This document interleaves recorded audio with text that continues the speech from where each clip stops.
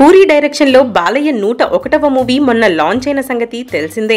Industry ప్రముఖులు, బాలయ్య సన్నిహితులు పెద్ద ఎత్తున విచ్చేశారు. ఈ కార్యక్రమంలో డైరెక్టర్ క్రిష్, బాలయ్యల మధ్య జరిగిన సంభాషణ సోషల్ మీడియాలో వైరల్ అవుతుంది.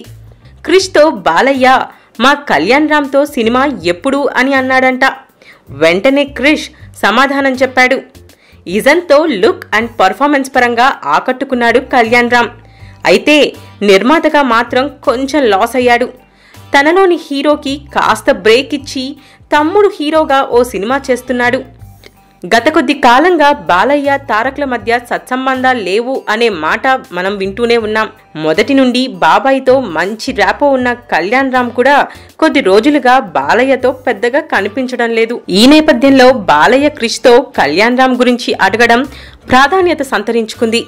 క్రిష్ వెంకటేష్తో ఓ మూవీ ప్లాన్ చేశాడు. కొన్ని కారణాల వల్ల ఆ ప్రాజెక్ట్ని పక్కన పెట్టేశారు.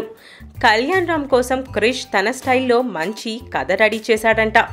మే నెల నుండి Kalyan Ram and Krish movie start అవ్వచ్చు అంటున్నారు.